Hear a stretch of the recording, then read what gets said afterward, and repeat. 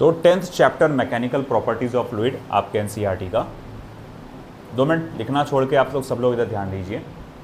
ये chapter basically 3 parts में बटा हुआ है, hydrostatic, hydrodynamics and surface tension. Hydro मतलब वाटर से रिलेटेड है, स्टैटिक अगर पानी एक जगह पे रुका हुआ है, थमा हुआ है, तो उसकी प्रॉपर्टीज जो आप स्टडी करते हैं उसको हम लोग कहते हैं हाइड्रोस्टैटिक। अगर पानी फ्लो में है तो हम लोग उसको कहते हैं हाइड्रोडायनेमिक्स। और सरफेस टेंशन मतलब ये सरफेस के ऊपर जो पानी के जो ऊपरी लेयर होती है, लिक्विड की कोई भी फ्लूइड की ऊपर की जो लेयर होती है, तो उसमें जनरेट होने वाले फोर्स को से रिलेटेड स्टडी जो है वो है सरफेस टेंशन।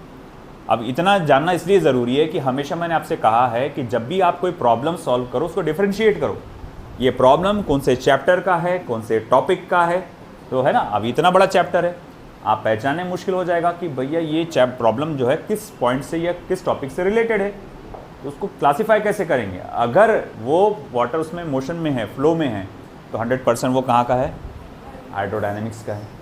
अगर पानी अपनी जगह थमा हुआ है और उसमें प्रेशर के बारे में जनरली पूछताछ है, तो वो हाइड्रोस्टैटिक का है। अब अगर सरफेस के फोर्सेस के बारे में ये बात हो रही है, कैपिलरी एक्शन के बारे में बात हो रही है, तो वो सरफेस टेंशन का है। ये देखो, जो आपके एनसीईआरटी में इस तरह से पॉइंट्स नहीं दिए हुए हैं, एनसीईआरटी में पॉइंट्स कुछ अलग दिए गए हैं, मगर मुझे जो लगा कि सबसे सिंपल तरीके से आप उसको सिंप्लीफाई करके टॉपिक्स की लिस्ट बता सकते हैं, मैंने बनाया। एनसीईआरटी में पहले hydrostatic, hydrodynamics, then surface tension है। वहीं आपके स्टेट बोर्ड में ये सीक्वेंस, सिर्फ और सिर्फ सीक्वेंस बदला हुआ है। पहले हाइड्रोस्टैटिक है, सरफेस टेंशन बाद में आ रहा सेकंड नंबर पे, और थर्ड नंबर पे हाइड्रोडायनेमिक्स आ रहा है ना। तो सिर्फ सीक्वेंस बदला हुआ है। नोट्स में जो है, मैंने जो नोट्स बनाया है अभी 80% या 90% तक बोल सकता हूँ बन चुकी है। 2-3 दिन में बाकी का मैं बना दूंगा। तो नोट्स में जो आपको दिया गया है वो स्टेट बोर्ड के सीक्वेंस में दिया हुआ है, सिर्फ सीक्वेंस है, मगर मैं पढ़ाऊंगा एनसीईआरटी के सीक्वेंस से, है ना। मुझे प्रेफरेबली ये ज़्यादा अच्छा लगता है, मगर वो स्टेट बोर्ड की नोट्स है, इसीलिए मैंने उसको उस हिसाब से दिया। बस करना क्या पड़ेगा, पहले ये पढ़ना पड़ेगा, उससे कोई फ़र्क नहीं पड़ने वाला आपको, ठीक है। तो जैसे कि हम देख सकते हैं, इंट्रोडक्शन पहला फ्लूइड से रिलेटेड। हाइड्रोस्टैटिक के अंदर कितने टॉपिक्स है, 7 टॉपिक्स है, सब में 7 है, वाह भाई। Pressure, pressure due to liquid column, atmospheric pressure, absolute and gauge pressure, hydrostatic paradox, Pascal's law and measurement of pressure. वहीं हाइड्रोडायनेमिक्स में भी अगेन 7 टॉपिक्स हैं। Fluids in motion, critical velocity and Reynolds number, viscosity, Stokes law, terminal velocity, equation of continuity, Bernoulli's equation. फिर हमने देखा surface tension. यहाँ जो surface tension का जो पार्ट है, इसमें पहले सरफेस टेंशन के टर्मिनोलॉजीज को समझने के लिए या उसके कुछ कंसेप्ट को समझने के लिए इसका खुद का इंट्रोडक्टरी पार्ट, फिर molecular theory of surface tension and surface energy, angle of contact, effect of impurity on surface and temperature on surface tension, excess pressure across the free surface of liquid and capillary action, ठीक है। अब ऐसा है कि इसमें board के हिसाब से सबसे ज़्यादा इंपॉर्टेंट सेक्शन ये है कि ज़्यादातर बोर्ड के जो क्वेश्चंस आते हैं, ज़्यादातर 100% नहीं, ज़्यादातर क्वेश्चन इस रीजन से आते हैं। तो बोर्ड के लिहाज से ये इंपॉर्टेंट है, नीट के हिसाब से भी इंपॉर्टेंट है, ऐसा नहीं है, मगर नीट के लिए तो आपको पूरा अच्छे से करना है, थरो, ठीक है। चलिए, इधर का हो गया लिखना सभी का, पहला कॉलम सभी का हो चुका होगा। हम स्टार्ट करते हैं इंट्रोडक्शन से।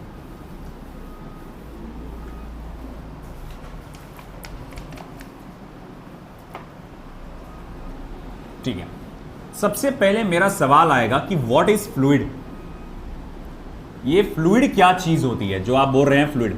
जनरली हमारी जबान में हम लोग बोलते हैं कि फ्लूइड जो है, ये पानी को, लिक्विड को फ्लूइड कहा जाता है। बेटा आप लोग सामने ध्यान दो, तो उसे फ्लूइड कहा जाता है, मगर साइंस की जबान में लिक्विड को फ्लूइड नहीं कहा जाता।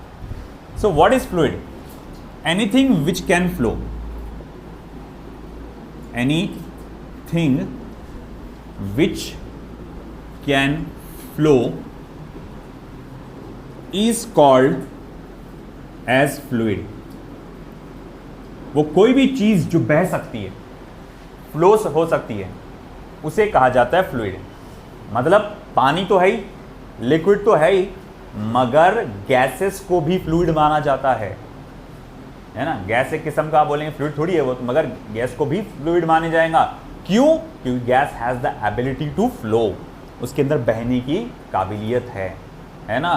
तो फिर उसके बाद पे मैं कुछ प्रॉपर्टीज लिखूंगा फ्लूइड के, properties of fluid.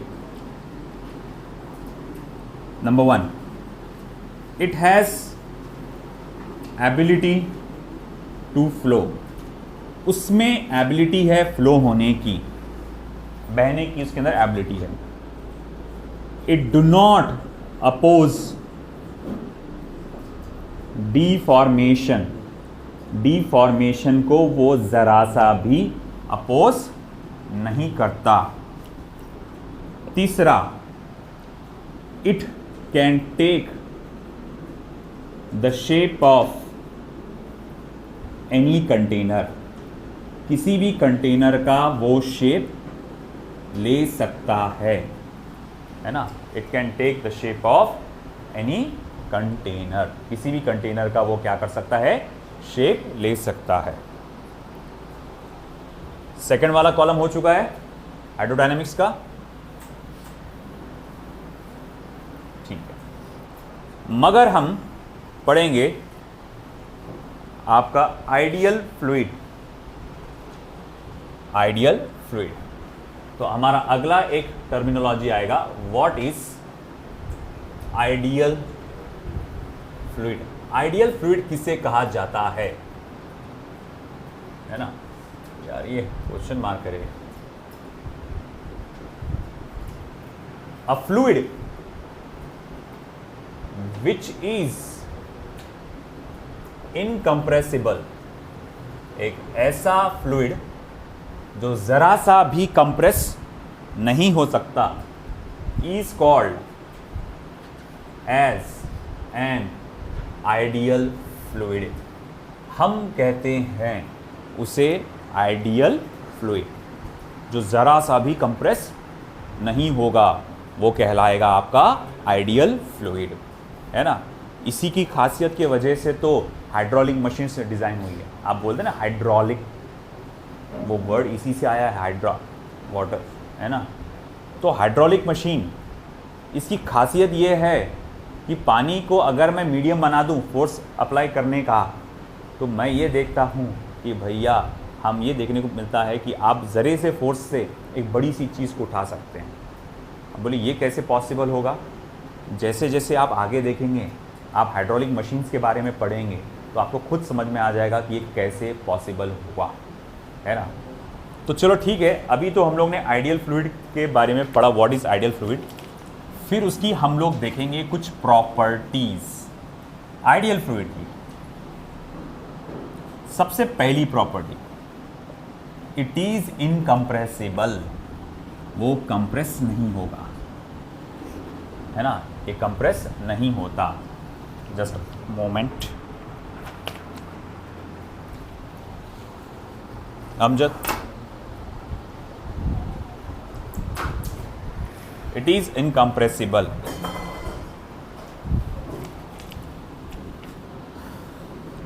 Its flow is irrotational. उसमें जो फ्लूइड का फ्लो होता है इर्रोटेशनल होता है। मतलब कैसा? अगर कहीं पे एक आइडियल फ्लूइड बहते हुए जा रहा है तो उसकी लेयर बाय लेयर एक दूसरे के ऊपर स्मूथली ट्रैवल करते हुए जाएगी। ये कभी भी यहाँ पर इस किस्म का फ्लो नहीं आएगा जिसको हम लोग टर्ब्यूलेंट फ्लो भी कहते हैं।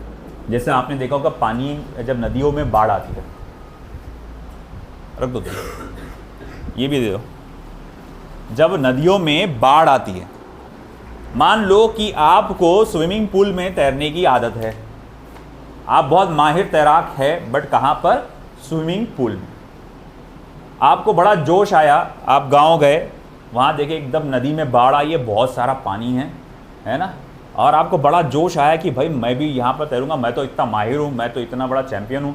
मैं इतना वो सब इसमें स्विम कर सकता, मैं जाऊँगा नदी में कूदी मारूंगा, है ना, जहाँ पर पानी एकदम तेज़ी से बह रहा है वहाँ पर बाढ़ आई हुई है। जैसी तू कूदी मारेगा तो पता ये चला कि तुम जितना आराम से पानी में स्विम कर पा रहे थे पूल में, वो वैसा मामला यहाँ नहीं है। कभी तुम ऑटोमेटिकली पानी के अंदर चले जाएंगे बुचुक, है ना, फिर बाहर निकलेंगे, फिर वापस से अंदर चले जाएंगे, है ना, गहराई में भी जा सकते। तुम अपनी मर्जी से पानी के अंदर बाहर नहीं हो पाएंगे भैया, पानी अपनी मर्जी तुम पर चलाएगा, वो तुमको कभी अंदर लेके जाएगा कभी बाहर निकालेगा। क्यों? क्योंकि पानी की लेयर्स ऐसा रोटेट होते हुए आ रही है ना, वो आती है फिर यूं रोटेट होती है एकदम से, फिर यूं रोटेट होती है, ये रोटेशन होता रहता है आपके पानी की लेयर्स। वो आगे आप जब फ्लो वाला पार्ट पढ़ेंगे आप तो उसमें सारी चीज़ें आएगी, है ना। तो वही हम जो बात कह रहे हैं, मगर अगर आइडियल फ्लूइड रहा तो, ये पानी हमारा आइडियल फ्लूइड नहीं है जो है ना, नदी का पानी तो ख़ास तौर से नहीं है ना, मगर कोई आइडियल फ्लूइड रहा तो वहाँ मामला ऐसा नहीं रहेगा, एक के ऊपर एक लेयर स्मूथली जाएगी वहाँ पर, जिसे हम लोग कहते हैं स्ट्रीमलाइन फ्लो कहते हैं, नाम से जानते हैं। ठीक है, तीसरा, it is non viscous. It is non viscous यानी एक लेयर दूसरी लेयर पर पानी की वो फोर्स नहीं लगाएगी। आपको सादी भाषा में कहूं तो इसमें गाढ़ापन, चिकटपन जिसको बोलते हैं ना, वो नहीं के बराबर रहेगा, ज़ीरो रहेगा। उस पानी में कोई चिकटपन नहीं रहेगा, कोई गाढ़ापन नहीं रहेगा। It is non viscous. फिर आगे, it's flow is study. It's flow is study, लगातार स्मूथली एक के ऊपर एक उसकी लेयर आराम से फ्लो होती रहेगी आइडियल फ्लूइड में। भैया याद रख, काय में है वो? आइडियल फ्लूइड में, है ना। आपके सभी फ्लूइड्स के लिए ही नहीं है ये सिर्फ काय का है? आइडियल फ्लूइड का, है ना। ठीक है,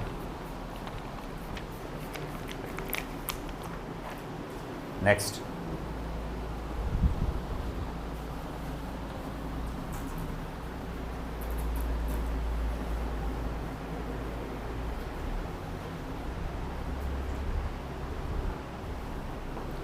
फिर आते हैं हमारे पहले पार्ट पे। इधर का हो चुका है, इंट्रोडक्शन हो गया हमारा। अब आएंगे हम लोग 10.2, दैट इज हाइड्रोस्टैटिक, सॉरी हाँ बराबर हाइड्रोस्टैटिक। और उसके अंदर हमारा पहला topic that is pressure. Hydrostatic का पहला topic pressure.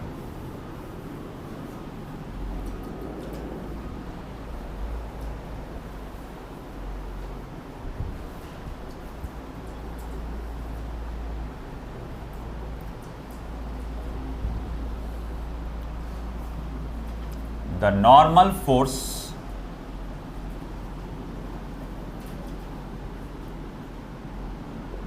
capital F per unit area capital A exerted by a fluid at rest is called as pressure. Is called as pressure. वैसे तो प्रेशर तो क्या होता है, इन जनरली फोर्स पर यूनिट होता है, normal force per unit area, मगर क्योंकि हम ये फ्लूइड की बात कर रहे हैं तो जनरली यहाँ पर हम लोग फ्लूइड का ही लेंगे। प्रेशर का फॉर्मूला ऐसा आता है जनरली, फोर्स अपॉन एरिया, ऐसा unit, Newton per metre square या फिर पास्कल्स, और अदर यूनिट्स उधर ले लेता हूं मैं।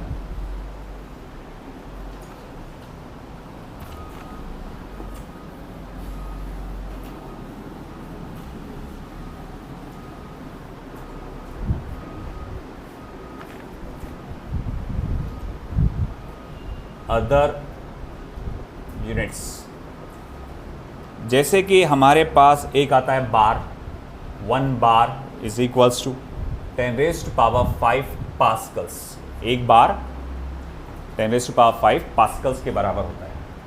1 टॉर जो कि 133.3 न्यूटन पर मीटर स्क्वायर या पास्कल्स के बराबर होगा।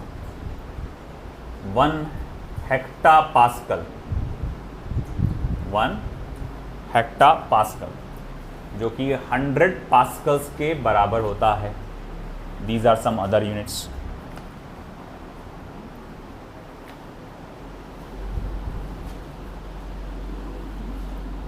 और डायमेंशन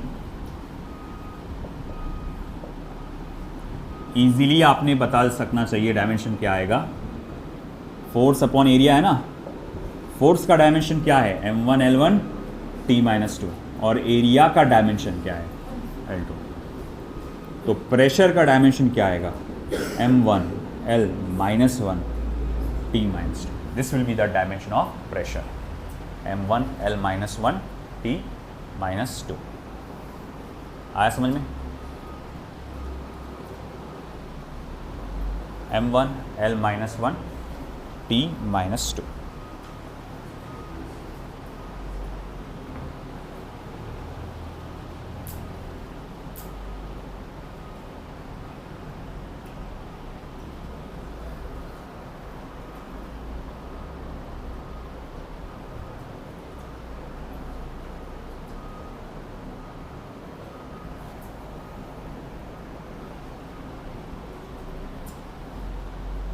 अब प्रेशर को समझने की कोशिश करते हैं। प्रेशर असल में है क्या? मान लो कि मैंने आपको एक चैलेंज दिया, एक लकड़ी का ब्लॉक है जिस पे मैंने कई सारे कीले ठोक के रखा है, बहुत सारे कीले इस तरह से मैंने एक के ऊपर एक ठोक के रख दिया है। और ये दूसरा ब्लॉक है जिस पे सिर्फ सिंगल एक कीला है ना। मैंने बोला चलो अपन दोनों मिलके कंपटीशन करते हैं। दोनों में से किसी एक को, इन दोनों में से किसी एक ब्लॉक पर पैर रख के खड़ा रहना पड़ेगा विदाउट शूज, है ना। आप कौन सा चूज करेंगे? ऊपर वाला, है ना। भाई साहब मेरे को भी तो वही चूज करना था। तुम बिल्कुल ये वाला चूज नहीं करेंगे। क्यों भैया? ऐसा क्या है इसके ऊपर? आपका वजन तो सेम है, मगर बोलेंगे आप अगर इस पे पैर रखेंगे तो भैया आपका वज़न कई सारे किलो में डिस्ट्रीब्यूट हो जाएगा, हर एक कीले को अलग अलग वज़न फील होगा। मगर ये वाले कीले पे अगर आपने पैर रखा तो पूरा का पूरा वज़न एक छोटे से एरिया पर, एक छोटे से कीले पे कॉन्सेंट्रेट हो जाएगा, है ना। तो आपका फोर्स तो वही है, बस वो फोर्स जो एरिया पे लग रहा है वो क्या हो गया? छोटा हो गया इस मामले में।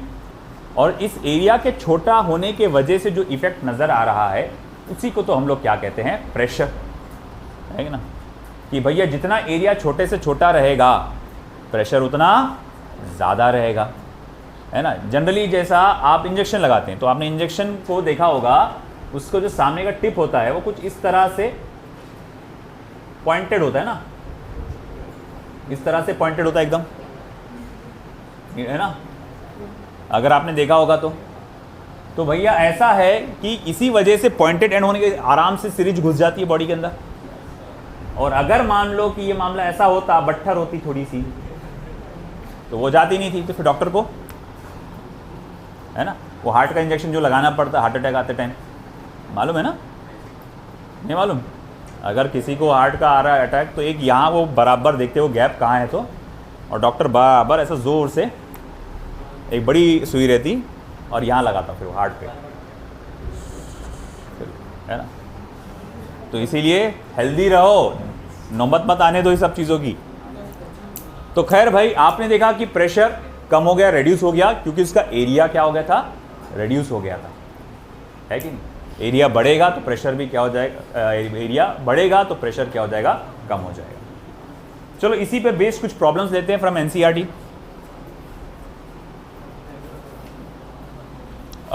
ये वाला हो गया इधर का सेक्शन सभी का।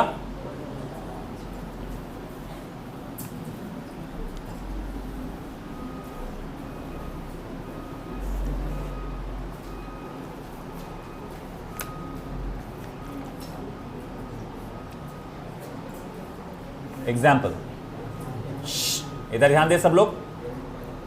अ 50 kilogram girl wearing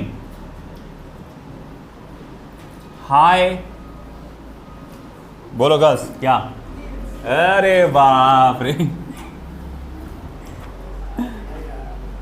wearing high heels shows balance on a single heel, जबरदस्ती के तमाशे। The heel is circular with a diameter of 1.0 centimeter.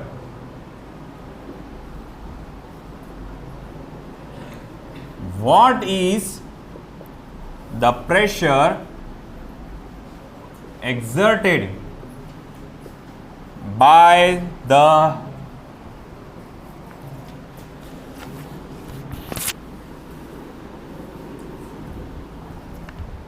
heel on the floor, by the heel on the floor? Question mark.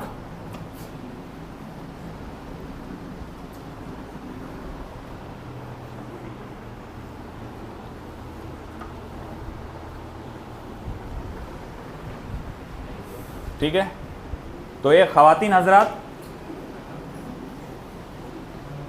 50 kilo की है ना, वो एक high heel पहनी हुई है और वो सिंगल हील पे बैलेंस कर रही है। उस सिंगल हील का जो डायमीटर कितना बताया रे भाई, 1 सेंटीमीटर है। तो pressure exerted by the heel on the floor कितना रहेगा? चलो देखते हैं भाई। सबसे पहले देखेंगे उनका मास, 50 किलोग्राम, और डायमीटर आपको हील का दिया गया है 1.0 सेंटीमीटर। तो रेडियस कितने का हो जाएगा? एक काम करता हूँ, डायमीटर को ही रहने देता हूँ मैं, ठीक है। और जिसको आप लिख सकते हैं 10⁻⁻1 मीटर। आपको प्रेशर कैलकुलेट करना है। प्रेशर को आप क्या लिख सकते हैं भैया? Force upon area. यहाँ फोर्स कौन लगा रहा है? तो उनका वेट फोर्स लगा रहा है, और ये area of cross section of heel. Area of cross section को आप कैसे लिखेंगे? Pi r square. आप जानते हैं रेडियस को आप डायमीटर का आधा लिख सकते हैं, तो प्रेशर को आप ऐसा भी लिख सकते हैं, पाई डी स्क्वायर अपॉन 4, है ना। आर को d/2 लिखे, उसका स्क्वायर अपॉन 4। 4 चले जाएगा ऊपर, 4 mg upon pi D square. चलिए अब मैं वैल्यू डालूंगा, तो 4 multiply by what is this mass, what is हम 50 किलोग्राम। जी को 10 पकड़िए आप, पाई की वैल्यू तो 3.14 होती है, और डायमीटर की वैल्यू कितनी है? 10 का पावर -1, उसका स्क्वायर लेंगे तो 10 का पावर -2 हो जाएगा। 4 मल्टीप्लाई बाय 50 कितना होता है? 200।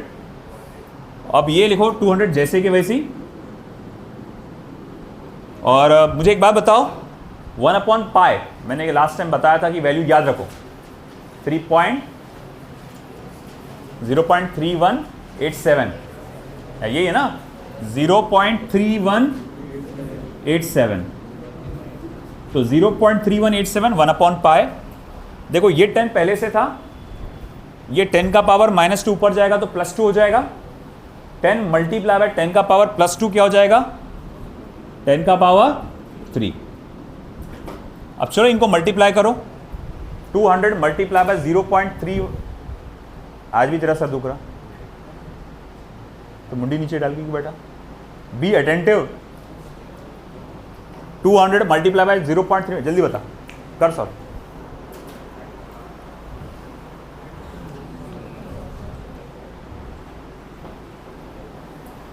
कितना है आंसर बताओ।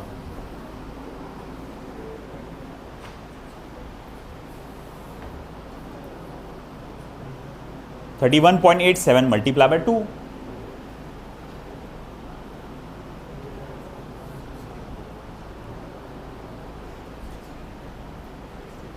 पहले 31.87 मल्टीप्लाई बाय 2 कर डालो, आ जाता आपका आंसर।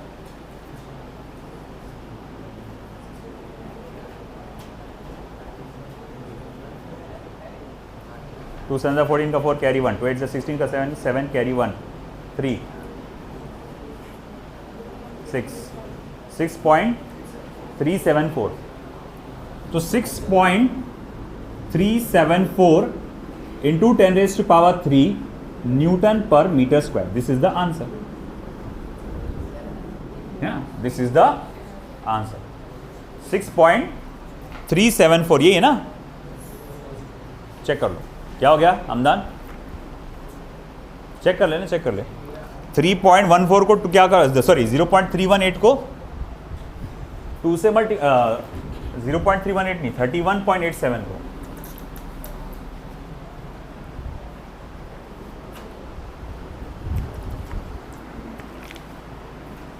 हो गया। नेक्स्ट चलो,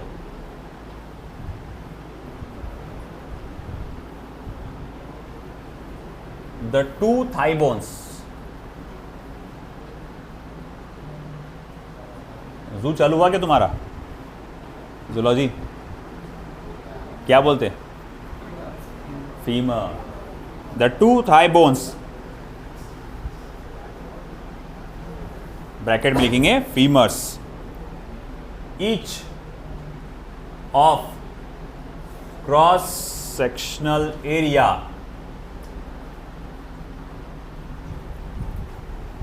10 centimeter square support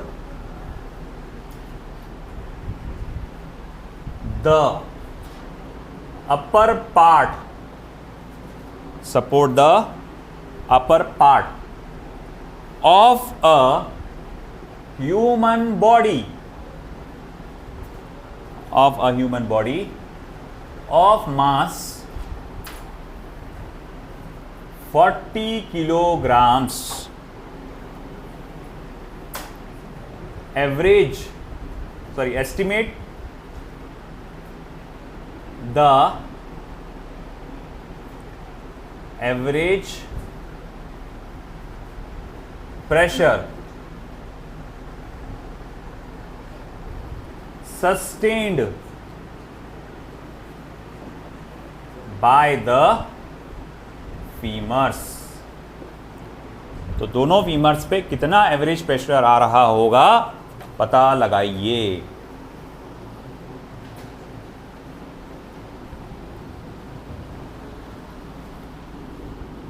ये रही आपकी बॉडी, ये रहा फीमर बोन,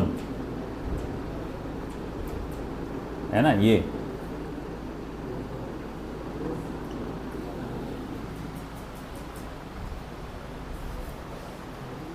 चौकुट बॉडी किसकी होंगी,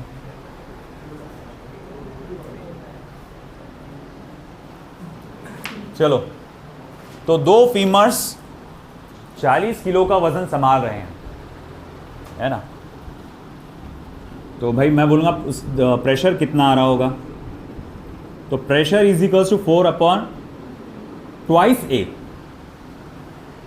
टोटल एरिया, चलो ए नेट कर देता हूँ अभी का, ए नेट, जिसको मैं लिख सकता हूँ 2A या mg/2A। एफ की जगह कर दो mg/2A। mg हो गया ऊपर की बॉडी का वेट। तो अब 2A क्यों लिखा, ए बोले तो क्या है, एक बोन का क्रॉस सेक्शन है। ए बोले तो क्या है, एक बोन का क्रॉस सेक्शन है। कितने बोन्स है जो उसको संभाल रहे हैं वेट को, 2। तो दोनों का एरिया लेना पड़ेगा ना अपने को, तो 2A। चलो ठीक है, तो मैं कहूंगा मास कितना है 40 किलोग्राम्स। जी की वैल्यू 10 पकड़ के चलो, 2 multiply by area of cross section कितना है 10 सेंटीमीटर स्क्वायर यानी 10 इंटू 10⁻⁻4 मीटर स्क्वायर, जो कि 10 का पावर -3 हो जाएगा। तो 400/2 क्या हो जाएगा 200, और 10 मल्टीप्लाई बाय 10 का पावर -4 क्या हो जाएगा -3, ऊपर जाके वो क्या हो जाएगा +3, यानी कि 2 इंटू 10⁵ पास्कल। 2 into 10⁵ pascal. आया समझ में?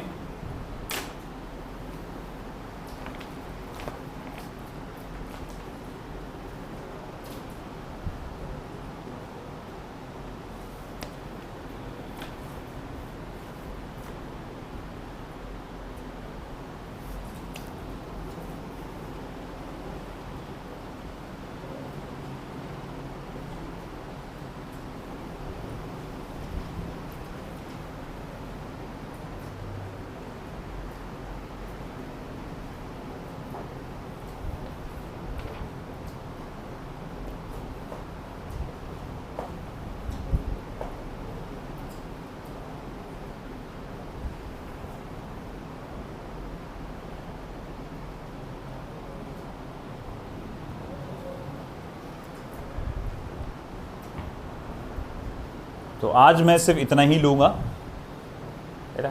आज आपका थोड़ा सेशन जल्दी ख़त्म हो जाएगा, बाकी का हम लोग देखेंगे कल।